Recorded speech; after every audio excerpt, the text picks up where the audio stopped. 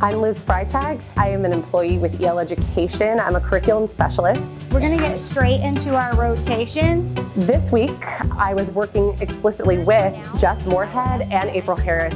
We were filming them to capture some of the amazing things that are happening in their classrooms with Skills Block and their differentiation. Now we're going to transition to our stations, all right? Give yourselves a yes. Yes, yes, yes. All right, go ahead and move.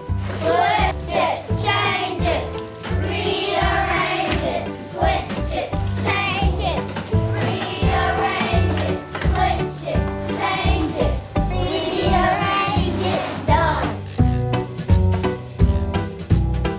When they're planning for differentiation, they use the assessment conversion chart to pinpoint what skill that child or that group of students needs to work on and that needs that additional support. By looking at the student's data based off of this information and using my scoring chart, I'm able to take this and go straight to my conversion chart and see exactly where she needs to start in her learning for her rotations. Once they identify that cycle, they can pick whatever activity they want to support that within writing, within word work, within fluency, but as long as it lines up with that specific cycle that was picked in the assessment conversion chart. So looking at this data that I have, some of my students I might have to pull back in a cycle where others get to jump ahead and they get to move further to where they need to be. Quietly find your pictures and walk to your stations. Once I decide what microphase the students are in from the benchmark assessments, then I will get the different activities.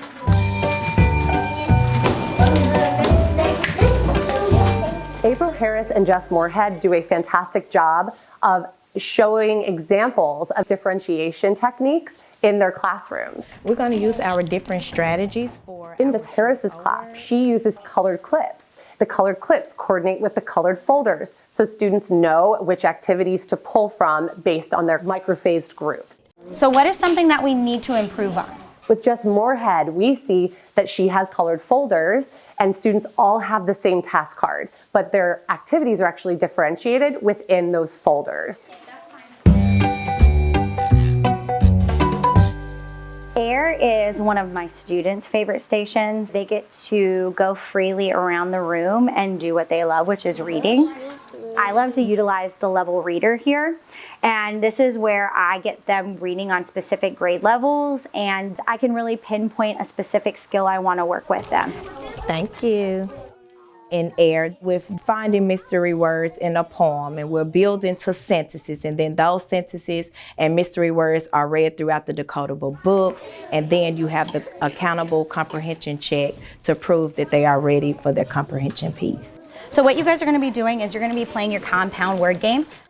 Writing is a beautiful station because you can include grammar in this station. It doesn't necessarily have to be just sentences. This week, I planned for my students based off of my state standards. One of the things that we need to master by the end of the year is compound words. So I always love to try to incorporate some kind of game here. You can also take some of your topics from your modules and you can incorporate it in this station. My full alphabetic and my early consolidated groups, they're just finding words within the time and they're writing them down to create the new words. For my higher two groups, they have to do the writing portion. Once you're finished with this, I want you to notice on the bottom, it says blue. You are going to take your words and I want you to write this into a paragraph. All right?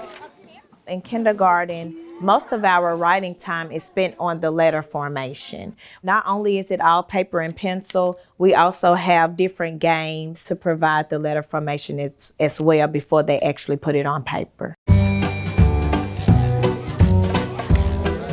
We have been working in our Fluency station together on reviewing our neighbors.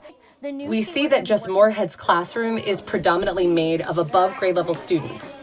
So how is she meeting the students' needs when using Skills Block materials? She's adding additional rigor to those rotations, so it's meeting the needs of those learners and pushing them along. Henry, what do you think you could work on?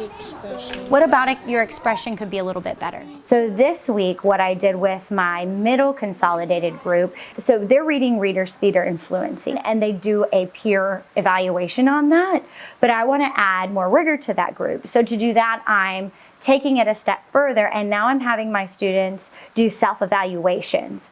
I was good at following along. You were good at following along while other people were reading. That's an excellent thing.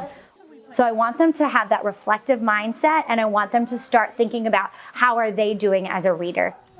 If this is W, what letter do you have, Samaya?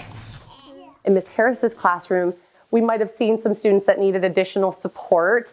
What's great about that is she's able to really make sure that those students are going to be able to get to where they need to be. First letter, ready, go. J, B. What's the word? Job. Another way that we see differentiation in its powerful tool within Skills Block is in Ms. Harris's class, in her teacher-led group. She uses spelling to complement reading. What's wonderful about that is she uses that as a kindergarten teacher with some of her students that are working more at a first grade level. What is our word? Hop. Let's clap and snap it out together. Chopper. So then what's great too is we see in Miss Moorhead's classroom that she is also using that same instructional practice because that's what those specific students need in that classroom. What do you notice about that O? Oh, they're always like short now? It is a short O. The magic of this is seeing when you give those beginning, middle, end of year assessments and you see a child move up 2-3 phases. It's a wonderful thing to see because you know that they have mastered all of these skills.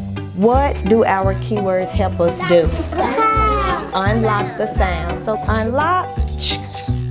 Just to see my students move throughout the year was awesome. The repetition of the skills block, the small group instruction, the teacher-led really showed growth. They humble me on how brave they are and the incredible things that they do. And I just seeing their confidence level get stronger throughout the year, I think that's one of the greatest things I've seen so far.